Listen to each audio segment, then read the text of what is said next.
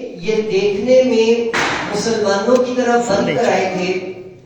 لیکن انہوں نے ایسا کام کیا ہے کہ مسلمانوں کے ایمان کو ورغلانے کی صورت میں اسے لے جانے کی کوشش کی ہے۔ اللہ تعالیٰ نے فرمایا کہ ان کی سزا یہ ہے کہ اے مسلمانوں، جہاں پر بھی تم ان کو پاؤ ان کو وہیں پر قتل کر دو، کیونکہ مسلمان کے لیے سب سے قیمتی چیز اس کا ایمان ہے۔ اگر کوئی شخص اس کے ایمان کو ختم کرنے کی کوشش کرتا ہے تو اللہ تعالیٰ نے فرمایا کہ اس کی سزا یہ ہے کہ اس کو قتل کر دیا جائے، کیونکہ اس نے ایک مومن کی جان سے بڑھ کر جو اس کا ایمان ہے اس کو ختم کرنے کی کوشش کی ہے۔ اور پھر آگے اللہ تعالیٰ نے اگلے رکوع کے اندر یہ بات بیان فرمائی کہ اگر کسی سے غلطی کے ساتھ، جان بوجھ کر نہیں، غلطی کے ساتھ اگر کوئی جان ختم ہو جائے یعنی کہ وہ قتل کر دے، تو اسلام نے اس کے لیے دیت کا اور کفارے کا ایک قانون رکھا ہے کہ اگر اس سے جان کے نہیں غلطی سے کوئی قتل ہو جائے تو یا تو وہ دیت دے اور کفارہ دے، اور اس کی تفصیل پوری اس رکوع کے اندر بیان کی گئی ہے۔ اس کے بعد اللہ تعالیٰ نے اگلے رکوع میں یہ بات بیان فرمائی کہ وہ لوگ جو اپنے آپ کو مسلمان کہتے ہیں لیکن مسلمان ہونے کے ساتھ ساتھ شریعت اسلامیہ کے احکام سے کوئی نہ کوئی بہانہ تلاش کر لیتے ہیں کہ ہم اس وجہ سے اسلامی جو احکام تھے ان پر عمل نہیں کر سکے، تو اللہ تعالیٰ نے ان کا حال بیان کیا ہے کہ جب فرشتے ان کی جانوں کو قبض کرتے ہیں تو وہ ان سے پوچھتے ہیں کہ تمہارا دنیا میں کیا حال تھا، تو وہ جواب دیں گے کہ ہم تو بڑے کمزور تھے، ہم اپنی کمزوری کی وجہ سے اللہ کے احکام پر عمل نہیں کر سکے۔ اللہ تعالیٰ نے فرمایا کہ اگر تم کسی ایسی جگہ پر تھے کہ جہاں پر کافروں کی حکومت تھی اور اتنی سخت حکومت تھی کہ تمہیں شریعت اسلامیہ کے احکام پر عمل کرنے نہیں دیتے تھے، تو تمہیں چاہیے کہ تم اس جگہ سے دارالسلام کے اندر ہجرت کر جاؤ۔ یہ بہانہ تم نہیں بنا سکتے کہ میرے پاس اس وجہ سے عذر تھا کہ میں اللہ کے احکام پر عمل نہیں کر سکا، بلکہ اللہ کے احکام پر عمل کرنا ہر چیز سے زیادہ اہم ہے مسلمان کے لیے۔ اگر وہ کسی ایسی جگہ پر ہے کہ جہاں پر وہ مجبوراً عمل نہیں کر سکتا تو اس کے لیے ضروری ہے کہ وہ دارالسلام، جہاں پر اس کے اوپر اسلامی احکام پر عمل کرنے میں کوئی دشواری نہ ہو، وہ ہجرت کر جائے۔ اللہ تعالیٰ ہجرت کے صلے کے اندر اس کو وہاں پر بھی رزق بھی عطا فرمائے گا اور کشادگی بھی عطا فرمائے گا۔ اور پھر اگلے رکوع کے اندر اللہ تعالیٰ نے نبی کریم صلی اللہ علیہ وسلم کے صحابہ کو ایک ایسی نماز کا طریقہ بیان فرمایا ہے کہ جو جنگ کی حالت میں ہو۔ اللہ تعالیٰ نے فرمایا کہ اگر جنگ کا ایسا ماحول ہو تو پھر بھی تمہیں نماز معاف نہیں ہے۔ دشمن سامنے کھڑا ہوا ہے، مسلمان دشمنوں کے سامنے اسلحے سے لیس ہے، نبی کریم صلی اللہ علیہ وسلم کی ذات مبارکہ موجود ہے، پھر بھی اللہ تعالیٰ نے فرمایا کہ تم یہ عذر نہیں بنا سکتے کہ تم نماز نہیں پڑھ سکتے تھے یا تم نماز نہیں پڑھو گے۔ تمہیں اس صورت کے اندر بھی نماز پڑھنی ہے، لیکن اس نماز کا طریقہ یہ ہے کہ امام جماعت کے لیے کھڑا ہوگا، پہلے آدھی فوج امام کے پیچھے اسلحہ سمیت آئے گی، نماز ادا کرے گی آدھی، اور پھر وہ جو آگے نماز ادا کر رہے تھے وہ دشمن کے سامنے چلے جائیں گے اور جو دوسرے بچ گئے ہیں وہ نماز ادا کریں گے۔ تو یہ نماز کا اتنی تاکید اللہ تعالیٰ نے بیان فرمائی ہے کہ تم اگر دشمن تمہارے سامنے بھی کھڑا ہو پھر بھی تم نماز کو نہیں چھوڑ سکتے، نماز تمہیں ہر حال کے اندر ادا کرنی ہے۔ اس کے بعد اللہ تعالیٰ نے قرآن کریم کے دوسرے احکام کو بیان فرمایا کہ اگر اللہ تعالیٰ کا فضل تم پر نہ ہوتا تو تم اے مسلمانوں اللہ کے فضل کے بغیر کبھی بھی اسلام پر ثابت قدم نہیں رہ سکتے تھے. اگر تمہیں ثابت قدمی عطا کی ہے اللہ تعالیٰ نے تو اس کی وجہ یہ ہے کہ اللہ نے تم پر اپنا خاص فضل اور رحم فرمایا ہوا ہے. اس کا شکر ادا کرو کہ اللہ تعالیٰ نے تمہیں ایمان پر ثبات اور ثابت قدمی عطا فرمائی ہے. پھر اللہ تعالیٰ نے فرمایا کہ اللہ ایک انسان کے، ایک مسلمان کے سارے گناہوں کو معاف کر سکتا ہے، لیکن اللہ کے ساتھ جو انسان شرک کرتا ہے اللہ تعالیٰ شرک کو کبھی بھی معاف نہیں کرتا. اور جو شرک کرتے ہیں اللہ تعالیٰ کی جو اس کے مقابلے کے اندر جو اور معبود بناتے ہیں ان کا بھی اللہ تعالیٰ نے ذکر فرمایا کہ وہ اللہ تعالیٰ کی اولاد کے اندر بیٹیوں کو گنتے ہیں. ایک اور مقام پر اللہ تعالیٰ نے فرمایا کہ الکم الرجل ولہ الانثی، کہ اپنے لیے تم بیٹے یعنی کہ یہ چاہتے ہو کہ اللہ تعالیٰ ہمیں مذکر اولاد عطا کرے، اور اللہ تعالیٰ کی جب بات آتی ہے تو تم کہتے ہو یہ ستارے، یہ اور جو چیزیں ہیں کہ اللہ کی بیٹیاں ہیں، کہ تم اللہ سے مذاق کر رہے ہو. یہی بات اللہ تعالیٰ نے یہاں پر بھی بیان فرمائی کہ یہ ایسے بدبخت ہیں کہ اللہ کے بارے میں یہ کہتے ہیں کہ اللہ کی یہ فرشتے، یہ چاند، یہ سورج کے پیچھے جو دیویاں ہیں یہ اللہ کی بیٹیاں ہیں. جو لوگ یہ عقیدہ رکھتے ہیں اللہ تعالیٰ نے فرمایا کہ اللہ کی ان پر لعنت ہے، کیونکہ اللہ جو ہے وہ اولاد سے بھی پاک ہے، وہ ہر قسم کے شریک سے بھی پاک ہے. اللہ واحد ہے، یکتا ہے، لہذا مسلمان اور گناہ کرتا رہے تو اللہ تعالیٰ وہ گناہ تو معاف کر دے گا، لیکن اگر کوئی شخص اللہ کے ساتھ کسی کو شریک بنائے اللہ تعالیٰ اس کے اس گناہ کو کبھی بھی معاف نہیں کرے گا. اور پھر اللہ تعالیٰ نے فرمایا کہ یہ جو لوگ شریک بناتے ہیں نا،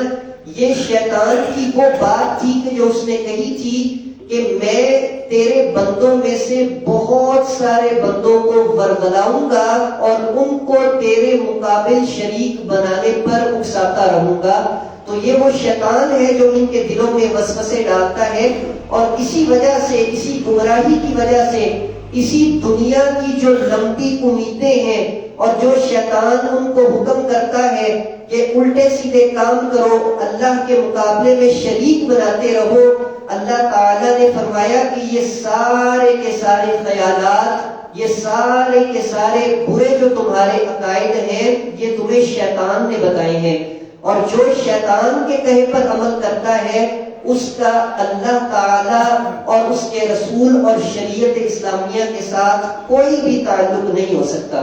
لیکن جو لوگ ایمان لائے اور نیک عمل کرتے رہے اللہ تعالیٰ ان کو ایسے باغات عطا فرمائے گا، ایسی جنت عطا فرمائے گا کہ جس کے اندر وہ ہمیشہ کی زندگی کے ساتھ رہیں گے، اور ان کے اندر بے پناہ نعمتیں اللہ تعالیٰ ان کو عطا فرمائے گا. اور پھر اللہ تعالیٰ نے فرمایا کہ جو کوئی شخص نیک عمل کرے، چاہے مرد ہو چاہے خاتون ہو، اللہ تعالیٰ اس کو اس کے عمل کی جزا ضرور عطا فرماتا ہے. اللہ تعالیٰ کبھی بھی کسی کے ساتھ ظلم نہیں کرتا، بلکہ جس نے ایک ذرہ برابر بھی نیکی کی ہوگی اللہ تعالیٰ اس کا بھی اجر عطا فرمائے گا، اور جس نے کوئی چھوٹا سا بھی گناہ کیا ہوگا کل قیامت کے دن اللہ تعالیٰ کی بارگاہ میں اس کو جواب دینا پڑے گا. اور پھر اللہ تعالیٰ نے سیدنا ابراہیم علیہ السلام خاص طور پر آپ کا ذکر فرمایا کہ جو لوگ ہر چیز سے کٹ کر اللہ کی طرف چل پڑتے ہیں اور ابراہیم علیہ السلام ان کی پیروی کرتے ہیں، یہی وہ لوگ ہیں جو اللہ کی طرف سے سیدھے رستے پر ہیں. لہذا اللہ تعالیٰ جو تمہارا رب ہے اسی کی ہی اطاعت کرو، اللہ کے علاوہ کسی اور کی طرف نہ دیکھو. اور پھر آگے اللہ تعالیٰ نے ایک اور حکم کو بیان فرمایا کہ جب اے مسلمانوں تمہارے درمیان کوئی معاملہ درپیش ہو جائے اور تم میں سے کوئی شخص کسی معاملے کا گواہ ہو تو وہ یہ کبھی بھی نہ کرے کہ کسی پریشر کی وجہ سے یا کسی ذاتی انات کی وجہ سے یا کوئی کسی ایک پارٹی کی سائیڈ لیتے ہوئے گواہی کو چھپائے یا جھوٹی گواہی دے دے، بلکہ جب بھی کسی معاملے کی گواہی دینے کی ضرورت پڑے تو صرف اور صرف حق اور سچ کا ساتھ دے، اللہ سے ڈرتا رہے، کیونکہ گواہی ایسا معاملہ ہے کہ جس کی وجہ سے ایک ناحق کسی انسان کو سزا ہو سکتی ہے، اور اگر تم سچی اور صحیح گواہی دو گے تو معاشرے کے اندر عدل و انصاف بھی ہوگا اور اللہ تعالیٰ تمہیں اس کی جزا بھی عطا فرمائے گا۔ تو کبھی بھی تم گواہی کے معاملے کے اندر یہ نہ سمجھنا کہ میں کسی کی سائڈ لے کر جھوٹی گواہی دے دوں یا میں کسی سے فائدہ لے کر اس کے حق میں جھوٹی گواہی دوں۔ گواہ جو بھی بنے وہ اللہ سے ڈرے اور جو اس نے دیکھا ہے اس کے مطابق ہی وہ گواہی دے۔ جھوٹی گواہی دینا مسلمان کا کام نہیں ہے، اور جب کوئی مسلمان ایک مرتبہ ایمان لے آئے تو کبھی بھی وہ اپنے ایمان کو نہ چھوڑے۔ یہ نہ ہو کہ ایمان لائے اور پھر کفر کو اختیار کر لے۔ اگر کوئی شخص ایمان لانے کے بعد کفر کو اختیار کرتا ہے، اللہ تعالیٰ اس کے زندگی کے سارے نیک اعمال کو ضائع فرما دیتے ہیں۔ تو اپنے ایمان پر ثابت قدم رہنا ایک مسلمان کی شان بھی ہے، اور اسے کبھی بھی اپنے ایمان سے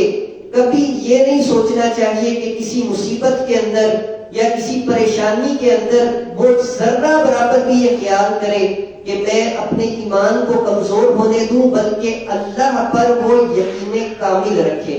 اور پھر اللہ تعالیٰ نے یہ بات بیان فرمائی کہ جو اہل کتاب ہیں وہ یہ کہتے ہیں کہ اے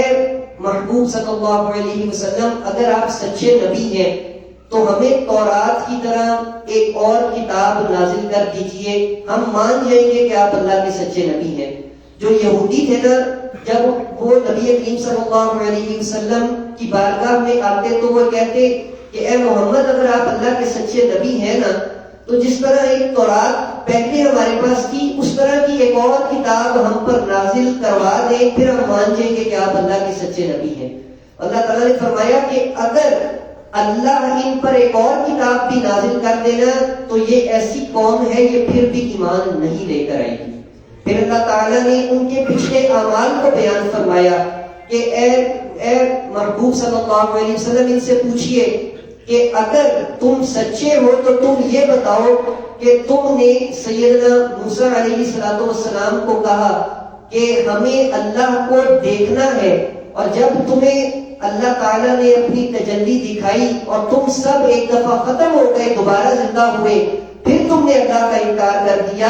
کیا اللہ کو دیکھنا کوئی چھوٹی نشانی تھی؟ تم نے تو اللہ کو دیکھ کر، اللہ کی تجلیات کو دیکھ کر اللہ نے تمہیں دوبارہ زندگی عطا فرمائی، پھر بھی تم ایمان نہیں لے کر آئے۔ تو تم یہ جو مطالبہ کر رہے ہو کہ ہمارے اوپر ایک اور کتاب نازل کی جائے، یہ مطالبہ اگر تمہارا پورا کر بھی دیا جائے پھر بھی تم ایمان نہیں لے کر آؤ گے، کیونکہ تم جانتے ہو کہ یہ نبی بھی سچے ہیں، یہ کتاب بھی سچی ہے، لیکن تمہارے دلوں کے اندر جو بیماری ہے وہ تمہیں ایمان نہیں لے کر آنے دیتی۔ تو تم اپنے اندر دیکھو، اپنی اصلاح کرو، یہ نہ کہو، اس طرح کے مطالبے نہ کرو۔ پھر اللہ تعالیٰ نے ان کی اور باتیں بیان فرمائی کہ انہوں نے بچڑے کو معبود بنایا، انہوں نے انبیاء کو ناحق قتل کیا۔ یہ ساری باتیں بیان کر کے اللہ تعالیٰ نے ان کی اس بات کا جواب دیا کہ جنہوں نے ایمان لے کر آنا ہوتا ہے نا، وہ مطالبے یا سوالات نہیں کیا کرتے، بلکہ وہ جب بھی کوئی اللہ کی نشانی دیکھتے ہیں تو وہ اس پر ایمان بھی لاتے ہیں اور ان کے دلوں میں یقین بھی پیدا ہو جاتا ہے۔ لیکن جو لوگ بلا وجہ کے سوال کرتے رہتے ہیں وہ کبھی بھی ایمان لانے کے لیے وہ سوالات نہیں کرتے، بلکہ صرف اور صرف اپنے دل کی جو بیماری ہے اس کو ظاہر کرتے ہیں۔ اور پھر آگے اللہ تعالیٰ نے سیدنا عیسیٰ علیہ السلام کے بارے میں فرمایا کہ تم نے کیا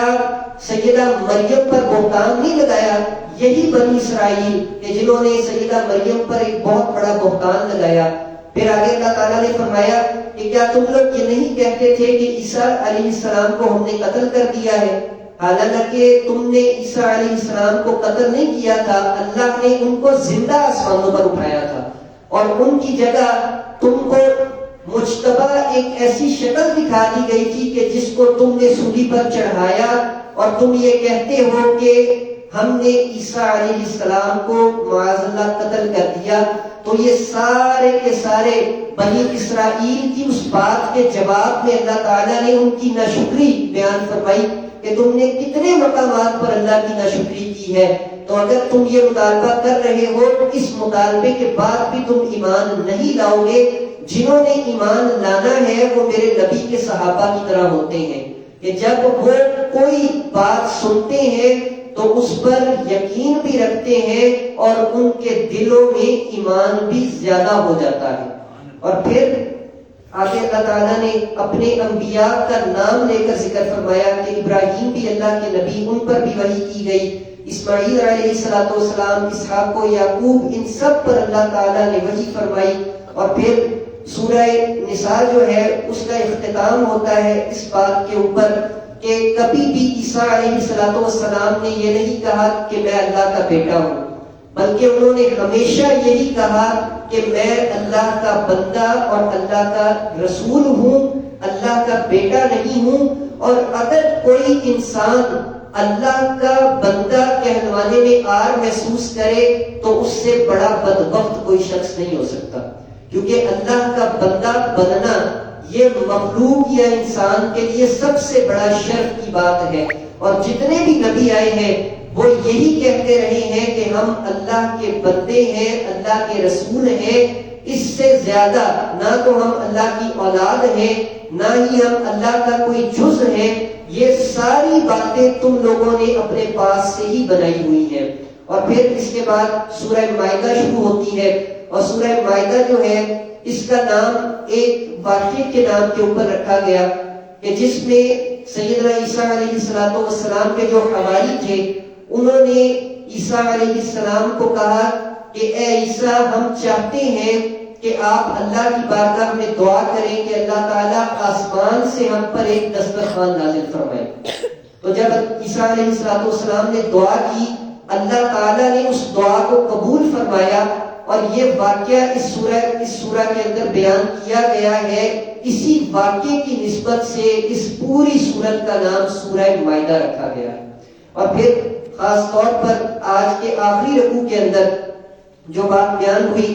وہ یہ بات تھی کہ اللہ تعالیٰ نے سب سے پہلے دنیا میں جو قتل ہوا اس واقعے کو نقل کیا ہے کہ سیدنا آدم کے دو بیٹے حابیل و قابیل،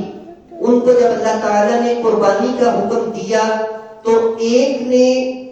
اخلاص کے ساتھ قربانی کی اور دوسرے نے اس سے حسد کیا، کیونکہ ایک بیٹے کی قربانی کو اللہ تعالیٰ نے قبول فرما لیا تھا۔ تو اس نے حسد کیا کہ میرے اس بھائی کی قربانی قبول ہوئی ہے، میری قربانی کیوں نہیں قبول ہوئی؟ اس نے اپنے بھائی کو قتل کر دیا، اور اس قتل کے صلے کے اندر انسانیت کی جب ابتدا ہوئی تو سب سے پہلا قتل یہ ہوا، اور اس کی وجہ یہ بنی کہ ایک بھائی نے دوسرے بھائی کے عمل پر حسد کیا۔ تو اللہ تعالیٰ نے اس واقعے کو خاص طور پر ذکر فرمایا کہ جب اللہ تعالیٰ تم میں سے کسی کو کوئی فضیلت عطا فرمائے، اللہ تعالیٰ تم میں سے کسی کے اوپر کوئی فضل فرمائے تو کبھی بھی اس سے حسد نہ کرو، بلکہ تم خود اپنے اخلاص کو بڑھاؤ اور اللہ کی بارگاہ میں یہ دعا کرو کہ یا اللہ اگر میرے اس بھائی کو تم نے یہ فضل عطا فرمایا ہے تو مجھ پر بھی یہ فضل فرما۔ کبھی بھی یہ دعا نہ کرو کہ اس سے یہ چیز چھن کر میرے پاس آ جائے یا اس کا کوئی نقصان ہو جائے۔ یہی وہ پہلا سب سے پہلا گناہ تھا کہ جو ایک انسان اور ایک نبی کے بیٹے کے قتل کا سبب بنا۔ اللہ تعالیٰ نے فرمایا کہ ہمیشہ کے لیے ہم نے یہ قانون بنا دیا کہ اگر کوئی انسان کسی جان کو بغیر کسی قصور کے قتل کرے تو اس کی سزا یہ ہے کہ اس جان کے بدلے میں جس نے قتل کیا ہے اس کی بھی جان لی جائے۔ یہ اللہ کا قانون ہے کہ کیونکہ اس کی وجہ سے انصاف بھی ہوتا ہے اور دوسرے لوگوں کے اندر یہ بات پیدا ہو جاتی ہے کہ ہم نے اس طرح کا گناہ نہیں کرنا، لہذا اللہ تعالیٰ نے اس گناہ کی سزا کے طور پر یہ فرمایا کہ کوئی شخص اگر فساد کرے یا کسی کو بغیر وجہ قتل کرے تو اس کی سزا یہ ہے کہ اس کو موت کی سزا دی جائے، اس کی جان لی جائے، تاکہ دنیا کے اندر انصاف کا نظام قائم رہ سکے۔ اللہ تعالی ہم سب کو عمل کی توفیق عطا فرمائے۔ وما علینا الا البلاغ۔ الحمدللہ رب العالمین، والصلاة والسلام على سید الانبیاء والمرسلین۔ اللهم حينا ربنا بالسلام وادخلنا دار السلام، تبارك ربنا وتعاليك يا ذا الجلال والإكرام. ربنا آتنا في الدنيا حسنة وفي الآخرة حسنة وقنا عذاب النار. وصلى الله تعالى على رسوله خير خلقه سيدنا محمد وعلى آله وصحبه.